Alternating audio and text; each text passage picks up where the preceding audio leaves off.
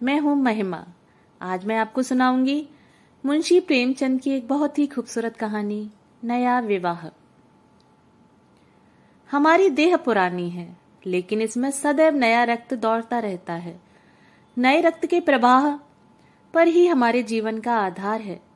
पृथ्वी की इस चिरंतन व्यवस्था में यह नयापन उसके एक एक अणु में, एक एक कण में, तार में बसे हुए स्वरों की भांति गूंजता रहता है। और यह 100 साल की बुढ़िया आज भी नवेली दुल्हन बनी हुई है। जब से लाला डंगामल ने नया विवाह किया है, उनका यौवन नए सिरे से जाग उठा है। जब पहली स्त्री जीवित थी, तब वे घर में बहुत कम रहते थे। प्रातः से 10-11 बजे तक तो पूजा पाठ ही करते थे, फिर भोजन करके दुकान पर चले जाते। वहां से 1 बजे रात को लौटते और थके मांदे सो जाते। यदि लीला कभी कहती जरा और सवेरे आ जाया करो, तो बिगड़ जाते और कहते तुम्हारे लिए क्या दुकान छोड़ दूं या रोजगार बंद कर दूं। यह वह जमाना नहीं है कि एक लोटा जल चढ़ाकर लक्ष्मी प्रसन्न कर ली जाए। आज उनकी चौखट पर माथा रगड़ना पड़ता है, तब भी उनका मुंह सीधा नहीं होता। लीला बेचारी चुप हो जाती। अभी 6 महीने की बात है। लीला को ज्वर चढ़ा हुआ था। लाला जी दुकान जाने लगे, तब उसने डरते डरते कहा, देखो मेरा जी अच्छा नहीं है, जरा सवेरे आ जाना। डंगामल ने पगड़ी उतारकर खूंटी पर लटका दी और बोले, अगर मेरे बैठे रहने से तुम्हारा जी अच्छा हो जाए तो मैं दुकान नहीं जाऊंगा। लीला हताश होकर बोली, मैं दुकान जाने को तो नहीं मना करती, केवल जरा सवेरे आने को कहती हूं। तो क्या दुकान पर बैठा मौज किया करता हूं? लीला इसका क्या जवाब देती? पति का यह स्नेहहीन व्यवहार उसके लिए कोई नई बात न थी। इधर कई साल से उसे इसका कठोर अनुभव हो रहा था कि उसकी इस घर में कद्र नहीं है। वह अक्सर इस समस्या पर विचार भी किया करती, पर वह अपना कोई अपराध न पाती। वह पति की सेवा अब पहले से कहीं ज्यादा करती, उनके कार्यभार को हल्का करने की बराबर चेष्टा करती रहती, बराबर प्रसन्न चित्त रहती। कभी उनकी इच्छा के विरुद्ध कोई काम नहीं करती। अगर उसकी जवानी ढल चुकी थी तो इसमें उसका क्या अपराध था? किसकी जवानी सदैव स्थिर रहती है? अगर अब उसका स्वास्थ्य उतना अच्छा न था तो उसमें इसका दोष था? उसे बेकसूर क्यों दंड दिया जाता है? उचित तो यह था कि 25 साल का साहचर्य अब एक गहरी मानसिक और आत्मिक अनुरूपता का रूप धारण कर लेता, जो दोष को भी गुण बना लेता है, जो पके फल की तरह ज्यादा रसीला, ज्यादा मीठा, ज्यादा सुंदर हो जाता है।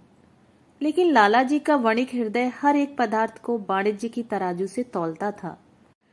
बूढ़ी गाय जब तक दूध न दे सकती है, न बच्चे, तब उसके लिए गौशाला ही सबसे अच्छी जगह है।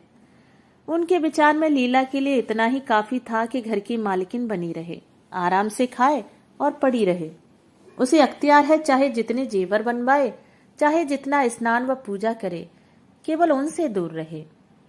मानव प्रकृति की जटिलता का एक रहस्य यह था कि डंगामल जिस आनंद से लीला को वंचित रखना चाहते थे, जिसकी उसके लिए कोई जरूरत ही नहीं समझते थे, खुद उसी के लिए सदैव प्रयत्न करते रहते थे। लीला 40 वर्ष की होकर बूढ़ी समझ ली गई थी, किंतु वे 43 के होकर अभी भी जवान ही थे, जवानी के उन्माद और उल्लास से भरे हुए। लीला से अब उन्हें एक तरह की अरुचि होती थी, और वह दुखिया जब अपनी त्रुटियों का अनुभव करके प्रकृति के निर्दय आघातों से बचने के लिए रंग व रोगन की आड़ लेती, तब लालाजी उसके बूढ़े नखरों से और भी घृणा करने लगते। वे कहते, वह हरी तृष्णा, 7 लड़कों की तो माँ हो गई, बाल खिचड़ी हो गए, चेहरा धुले हुए फलालन की तरह सिकुड़ गया, मगर आपको अभी महावर, सिंदूर, मेहंदी और उबटन की हवस बाकी है। औरतों का स्वभाव भी कितना विचित्र है, न जाने क्यों बनाव श्रृंगार पर इतना जान देती हैं। पूछो अब तुम्हें और क्या चाहिए? क्यों नहीं मन को समझा लेती कि जवानी विदा हो गई और इन उपादानों से वह वापस नहीं बुलाई जा सकती। लेकिन वे खुद जवानी का स्वप्न देखते रहते थे। उनकी जवानी की तृष्णा अभी शांत नहीं हुई थी। जाड़ों में रसों और पाकों का सेवन करते रहते थे। हफ्ते में 2 बार खिजाब लगाते और एक डॉक्टर से मंकी इंग्लैंड के विषय में पत्र व्यवहार कर रहे थे। लीला ने उन्हें असमंजस में देखकर कातर स्वर में पूछा, कुछ बतला सकते हो, कै बजे आओगे? लाला जी ने शांत भाव से पूछा, तुम्हारा जी आज कैसा है? लीला क्या जवाब दे? अगर कहती है कि बहुत खराब है तो शायद वे महाशय वहीं बैठ जाएं और उसे जली कटी सुनाकर अपने दिल का बुखार निकालें। अगर कहती है कि अच्छी हूं तो शायद निश्चिंत होकर 2 बजे तक कहीं खबर लें। इस दुविधा में डरते डरते बोली, अब तक तो हल्की थी लेकिन अब कुछ भारी हो रही है। तुम जाओ, दुकान पर लोग तुम्हारी राह देखते होंगे। हाँ, ईश्वर के लिए 1-2 न बजा देना। लड़के सो जाते हैं, मुझे जरा भी अच्छा नहीं लगता, जी घबराता है। सेठ जी ने अपने स्वर में स्नेह की चाशनी देकर कहा, 12 बजे तक जरूर आ जाऊंगा। लीला का मुख धूमिल हो गया।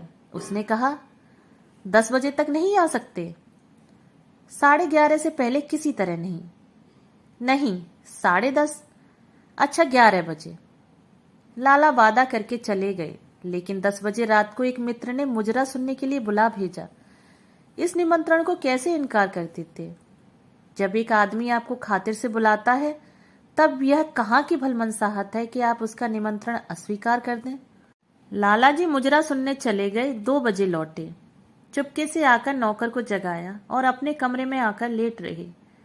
लीला उनकी राह देखती प्रतिक्षण विकल वेदना का अनुभव करती हुई न जाने कब सो गई थी। अंत को इस बीमारी ने अभागिनी लीला की जान ही लेकर छोड़ा।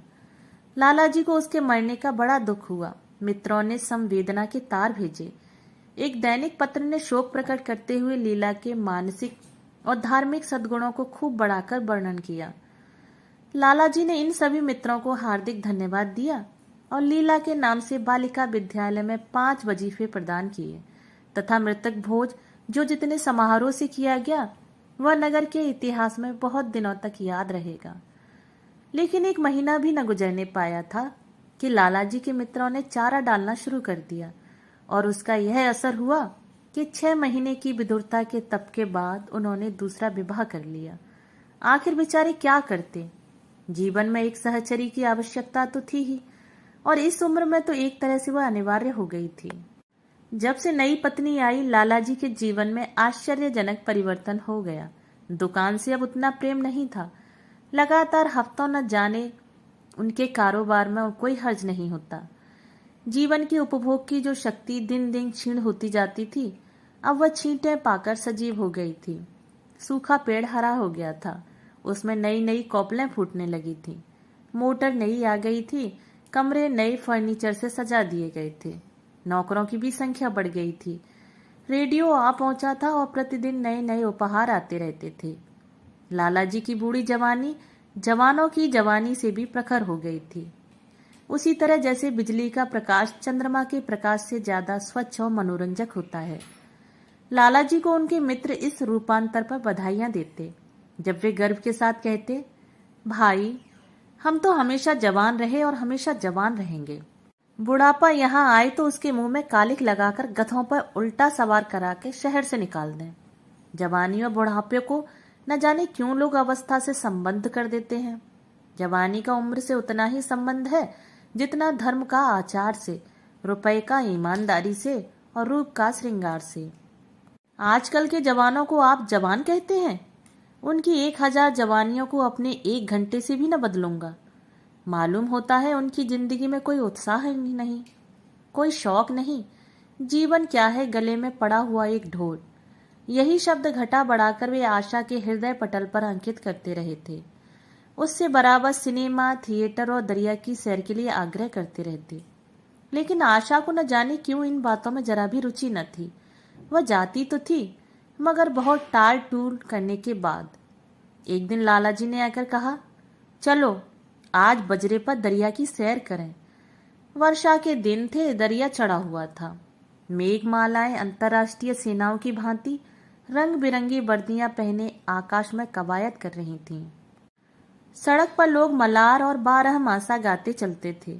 बागों में झूले पड़ गए थे। आशा ने बेदिली से कहा, मेरा जी तो नहीं चाहता। लाला जी ने मृदु प्रेरणा के साथ कहा, तुम्हारा मन कैसा है जो आमोद प्रमोद की ओर आकर्षित नहीं होता? चलो जरा दरिया की सैर देखो। सच कहता हूं, बजरे पर बड़ी बहार रहेगी। आप जाएं, मुझे और कई काम करने हैं। काम करने को आदमी है, तुम क्यों करोगी काम? महाराज अच्छे सालन नहीं पकाता, आप खाने बैठेंगे तो यूं ही उठ जाएंगे। आशा अपने अवकाश का बड़ा भाग लाला जी के लिए तरह तरह का भोजन पकाने में ही लगाती थी। उसने किसी से सुन रखा था कि एक विशेष अवस्था के बाद पुरुष के जीवन का सबसे बड़ा सुख रसना का स्वाद ही रह जाता है।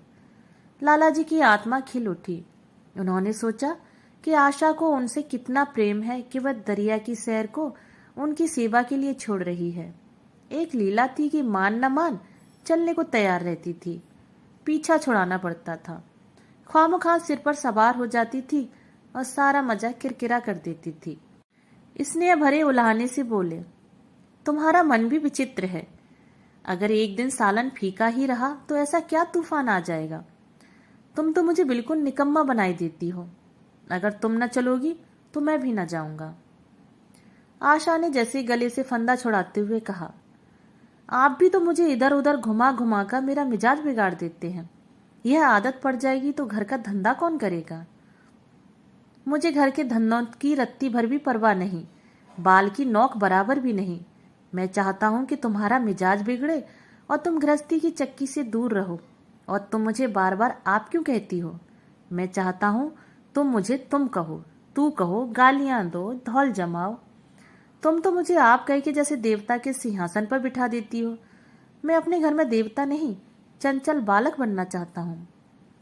आशा ने मुस्कुराने की चेष्टा करके कहा, भला मैं आपको तुम कहूंगी? तुम बराबर वाले को कहा जाता है, ना कि बड़ों को। मुनीम ने 1 लाख के घाटे की खबर सुनाई होती तो भी शायद लाला जी को इतना दुख न होता जितना आशा के इन कठोर शब्दों से हुआ। उनका सारा उत्साह, सारा उल्लास जैसे ठंडा पड़ गया।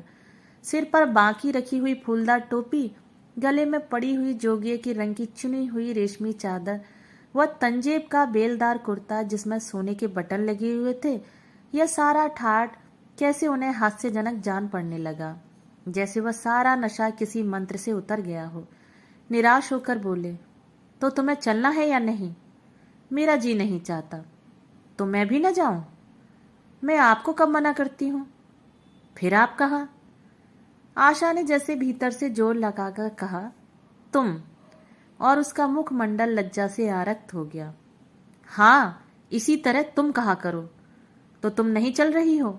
अगर मैं कहूं तुम्हें चलना पड़ेगा तब चलूंगी। आपकी आज्ञा मानना मेरा धर्म है।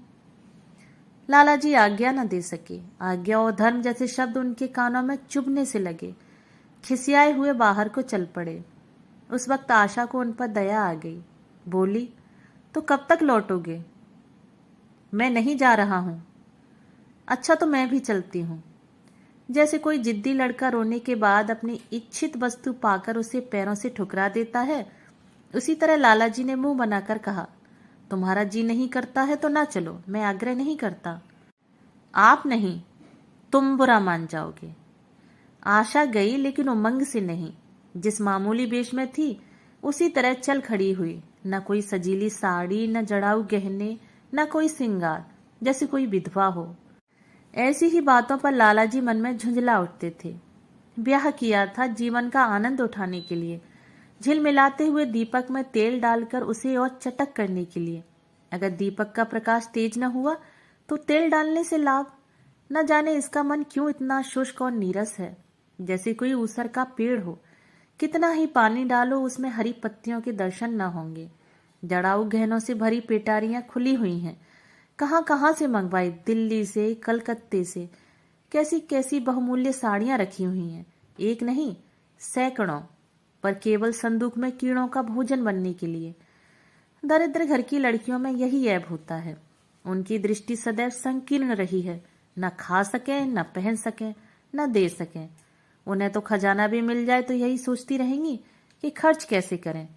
दरिया की सैर तो ही, पर विशेष आनंद न आया।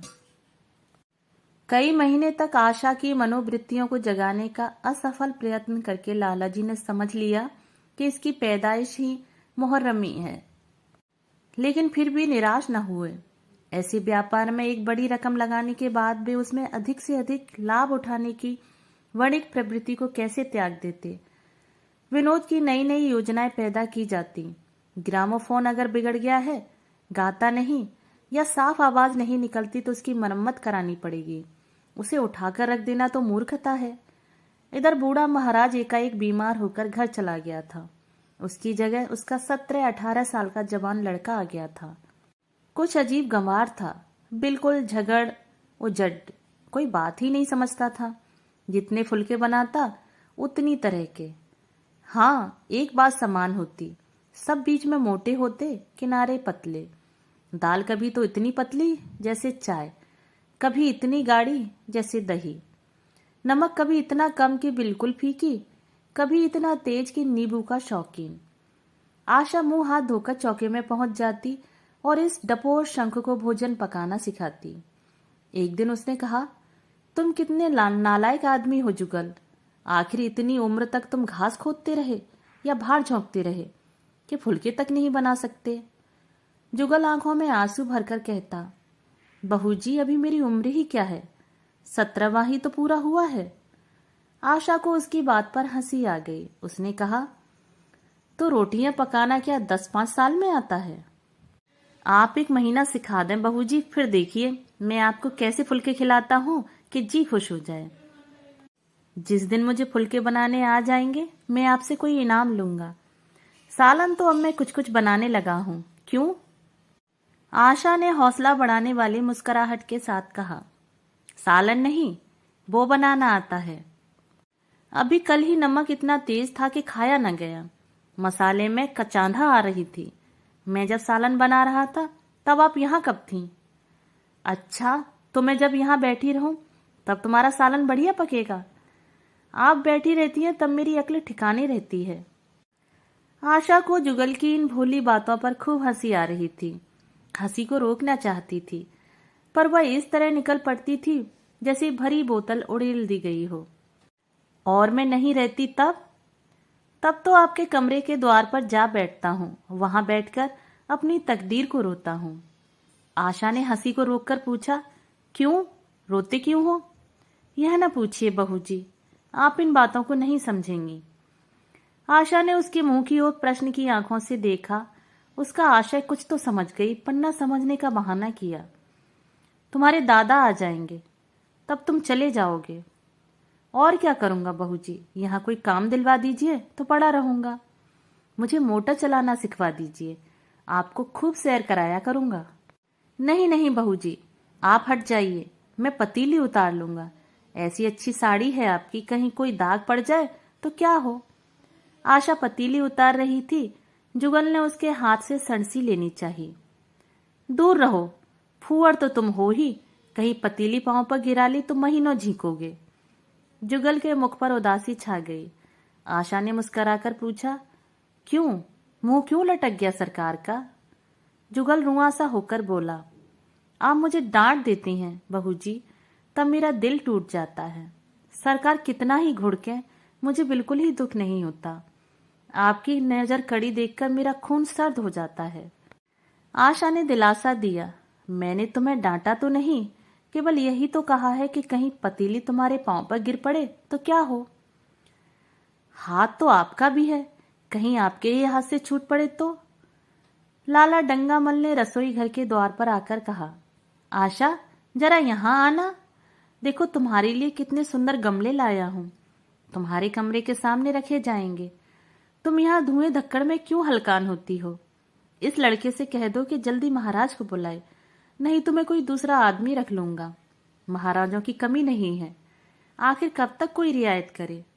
गधों को जरा भी तमीज नहीं आई। सुनता है जुगल, लिख दे आज अपने बाप को। चूल्हे पर तवा रखा हुआ था। आशा रोटियां बेलने में लगी थी। जुगल तवे के लिए रोटियों का इंतजाम कर रहा था। ऐसी हालत में भला आशा कैसे गमले देखने जाती? उसने कहा, जुगल रोटियां टेढ़ी मेढ़ी बेल डालेगा।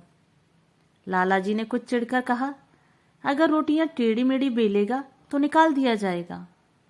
आशा अनसुनी करके बोली, 10-5 दिन में सीख जाएगा, निकालने की क्या जरूरत है। तुम आकर बतला दो गमले कहाँ रखे जाएं। कहती तो हूं रोटियां बेलकर आ ही जाती हूं।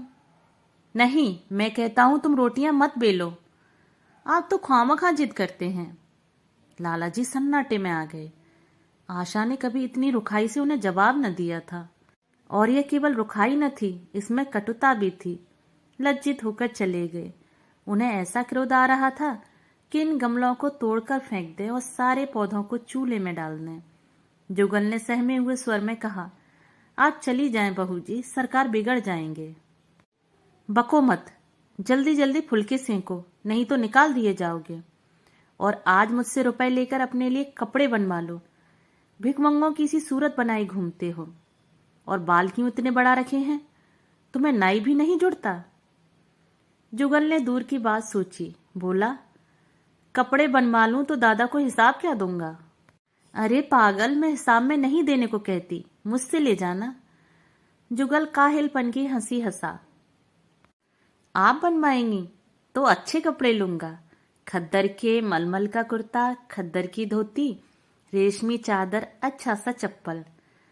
आशा ने मीठी मुस्कान से कहा, और अगर अपने दाम से बनवाने पड़े तब कपड़े ही क्यों बनवाऊंगा? बड़े चालाक हो तुम। जुगल ने अपनी बुद्धिमत्ता का प्रदर्शन किया। आदमी अपने घर में सूखी रोटियां खाकर सो रहता है, लेकिन दावत में तो अच्छे अच्छे पकवान ही खाता है। वहां भी यदि रूखी रोटियां मिले तो वह दावत में जाए ही नहीं। यह सब मैं नहीं जानती। एक गाड़े का कुर्ता बनवा लो और एक टोपी ले लो।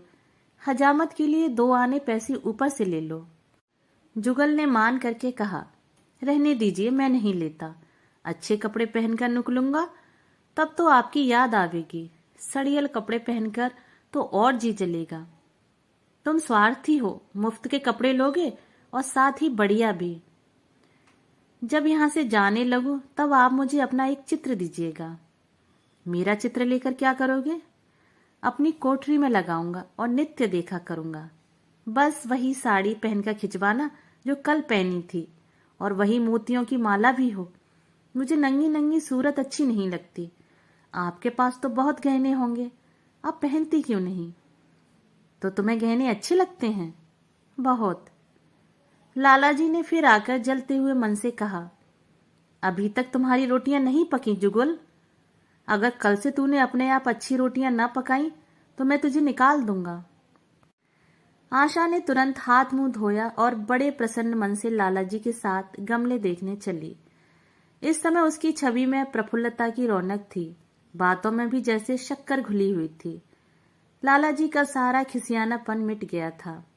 उसने गमलों को मुग्ध आंखों से देखा। उसने कहा, मैं इनमें से कोई गमला न जाने दूंगी, सब मेरे कमरे के सामने रखवाना। सब कितने सुंदर पौधे हैं, वाह!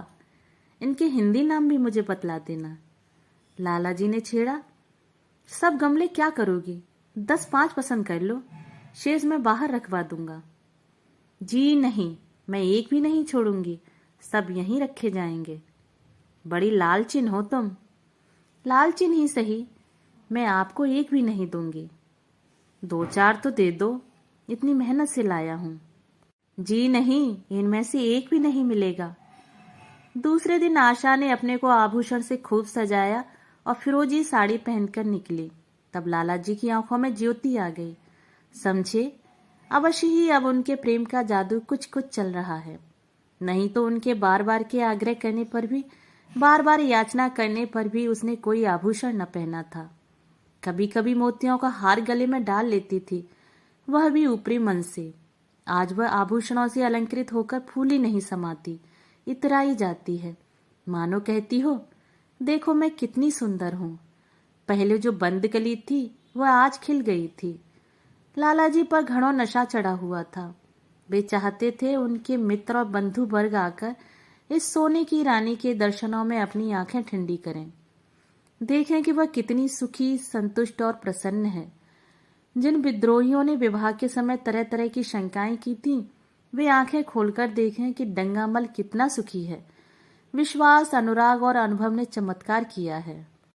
उन्होंने प्रस्ताव किया, चलो कहीं घूम आए, बड़ी मजेदार हवा चल रही है। आशा इस वक्त कैसे जा सकती थी? अभी उसे रसोई में जाना था। वहां से कहीं 12-1 बजे फुर्सत मिलेगी। फिर घर के दूसरे धंधे सिर पर सवार हो जाएंगे। सैर सपाटे के पीछे क्या घर चौपट कर दें? सेठ जी ने उसका हाथ पकड़ लिया और कहा, नहीं, आज मैं तुम्हें रसोई में न जाने दूंगा। महाराज के किए कुछ न होगा तो आज उसकी शामत भी आ जाएगी। आशा के मुख पर से वह प्रफुल्लता जाती रही, मन भी उदास हो गया। एक सोफे पर लेटकर बोली, आज न जाने क्यों कलेजे में मीठा मीठा दर्द हो रहा है। ऐसा दर्द कभी नहीं होता था। सेठ जी घबरा उठे। यह दर्द कब से हो रहा है? हो तो रहा है रात से ही, लेकिन अभी कुछ कम हो गया था, अब फिर होने लगा है। रह रहकर जैसे चुभन हो जाती है। सेठ जी एक बात सोचकर दिल ही दिल में फूल उठे। अब भी गोलियां रंग ला रही हैं। राज वैद्य जी ने कहा, जरा सोच समझकर इनका सेवन कीजिएगा। क्यों न हो, खानदानी वैद्य हैं। इनके बाप बनारस के महाराज के चिकित्सक थे। पुराने और परीक्षित नुस्खे हैं इनके पास। उन्होंने कहा, तो रात से ही यह दर्द हो रहा है। तुमने मुझसे कहा नहीं नहीं तो वैद्य जी से कोई दवा मंगवाता। मैंने समझा था आप ही आप अच्छा हो जाएगा, मगर अब बढ़ रहा है। कहाँ दर्द हो रहा है, जरा देखूं, कुछ सूजन तो नहीं? सेठ जी ने आशा के आंचल की तरफ हाथ बढ़ाया। आशा ने शर्मा का सिर झुका लिया। उसने कहा, यह तुम्हारी शरारत मुझे अच्छी नहीं लगती। मैं अपनी जान से मरती हूं तो मैं हंसी सूझती है। जाकर कोई दवा ला दो। सेठ जी अपने पुंसत्व का यह डिप्लोमा पाकर उससे कहीं ज्यादा प्रसन्न हुए जितना राय बहादुरी पाकर होते। इस विजय का डंका पीटे बिना उन्हें कैसे चैन आ सकता था। जो लोग उनके विवाह के विषय में द्वेष में टिप्पणियां कर रहे थे, उन्हें नीचा दिखाने का कितना अच्छा अवसर हाथ आया है, और इतनी जल्दी। पहले पंडित भोलानाथ के पास गए और भाग्य ठोंक कर बोले, कुछ बुद्धि काम नहीं करती। कहती है ऐसा दर्द पहले कभी नहीं हुआ था। भोलानाथ ने कुछ बहुत हमदर्दी न दिखाई। सेठ जी यहाँ से उठकर अपने दूसरे मित्र लाला फागमल के पास पहुंचे और उनसे भी लगभग इन्हीं शब्दों में यह शोक संवाद कहा। फागमल बड़ा शोहदा था, मुस्कुराकर बोला, मुझे तो आपकी शरारत मालूम होती है। सेठ जी की बाँछें खिल गईं। उन्होंने कहा, मैं अपना दुख सुना रहा हूँ और तुम्हें दिल्लगी सूझती है। जरा भी आदमियत तुम में नहीं है। मैं दिल्लगी नहीं कर रहा हूँ, इसमें दिल्लगी की क्या बात है? वे हैं कमसिंह कोमलांगी, आप ठहरे पुराने लठैत दंगल के पहलवान। बस अगर यह बात ना निकले तो मुँह मुड़ा लूं। सेठ की आंखें जगमगा उठी। मन में यौवन की भावना प्रबल हो उठी और उसके साथ ही मुख पर भी यौवन की झलक आ गई। छाती जैसे कुछ फैल गई। चलते समय उनके पग कुछ अधिक मजबूती से जमीन पर पड़ने लगे और सिर की टोपी भी न जाने कैसे बांकी हो गई। आकृति से बांकपन की शान बरसने लगी। जुगल ने आशा को सिर से पांव तक जगमगाते देखकर कहा, बस बहू जी, आप इसी तरह पहने ओढ़े रहा करें। आज मैं आपको चूल्हे के पास न आने दूंगा। आशा ने नयन बाढ़ चढ़ाकर कहा, क्यों, आज ये नया हुक्म क्यों? पहले तो तुमने कभी मना नहीं किया। आज की बात दूसरी है। जरा सुनो क्या बात है। मैं डरता हूं आप कहीं नाराज न हो जाएं। नहीं नहीं कहो, मैं नाराज नहीं होऊंगी। आज आप बहुत सुंदर लग रही हैं। लाला डंगामल ने असंख्य बार आशा के रूप और यौवन की प्रशंसा की थी, मगर उनकी प्रशंसा में उसे बनावट की गंध आती थी। वह शब्द उनके मुख से निकलकर कुछ ऐसे लगते थे जैसे कोई पंगु दौड़ाने की चेष्टा कर रहा हो। जुगल के इन सीधे शब्दों में एक उन्माद था, नशा था, एक चोट थी। आशा की सारी देह प्रकंपित हो गई। तो मुझे नजर लगा दोगे जुगल? इस तरह क्यों घूरते हो? जब यहां से चला जाऊंगा तब आपकी बहुत याद आएगी। रसोई पकाकर तुम सारे दिन क्या किया करते हो, दिखाई नहीं देते। सरकार रहते हैं इसलिए नहीं आता। फिर अब तो मुझे जवाब मिल रहा है। देखिए भगवान कहाँ ले जाते हैं। आशा की मुख मुद्रा कठोर हो गई। उसने कहा, कौन तुम्हें जवाब देता है? सरकार ही तो कहते हैं तुझे निकाल दूंगा। अपना काम किए जाओ, कोई नहीं निकालेगा। अब तो तुम फुलके भी अच्छे बनाने लगे। सरकार हैं बड़े गुस्सेवर। 2-4 दिन में उनका मिजाज ठीक किए देती हूँ। आपके साथ चलते हैं तो आपके बाप से लगते हैं। तुम बड़े मुंह फट हो। खबरदार जवान संभाल कर बात किया करो। किंतु अप्रसन्नता का यह झीना आवरण उनके मनोहास्य को न छिपा सका। वह प्रकाश की भांति उसके अंदर से निकला पड़ता था। जुगल ने फिर उसी निर्भीकता से कहा, मेरा मुंह कोई बंद कर ले, यहाँ यूं सभी यह कहते हैं। मेरा ब्याह कोई 50 साल की बुढ़िया से कर दे तो मैं घर छोड़कर भाग जाऊं, या तो खुद जहर खा लूं या उसे जहर देकर मार डालूं। फांसी ही तो होगी। आशा उस कृत्रिम क्रोध को कायम न रख सकी। जुगल ने उसकी हृदय वीणा के तारों पर मिजराव की ऐसी चोट मारी थी कि उसके बहुत जब्त करने पर भी मन की व्यथा बाहर निकल आई। उसने कहा, भाग्य भी तो कोई वस्तु है। ऐसा भाग्य जाए भाड़ में। तुम्हारा प्यार किसी बुढ़िया से ही करूंगी, देख लेना।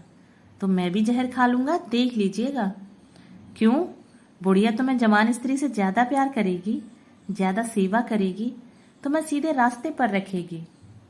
यह सब माँ का काम है। बीवी जिस काम के लिए है उसी काम के लिए है। आखिर बीवी किस काम के लिए है? मोटर की आवाज आई। न जाने कैसे आशा के सिर का अंचल खिसक कर कंधों पर आ गया। उसने जल्दी से अंचल खींचकर सिर पर कर लिया और यह कहती हुई अपने कमरे की ओर लपकी कि लाला भोजन करके चले जाएं, तब आना। दोस्तों, अभी आप सुन रहे थे मुंशी प्रेमचंद की एक कहानी, नया विवाह। आपको यदि कहानी पसंद आई हो तो मेरे चैनल को सब्सक्राइब, वीडियो को लाइक और अपने सुझाव मुझे कमेंट बॉक्स में साझा जरूर करें। धन्यवाद।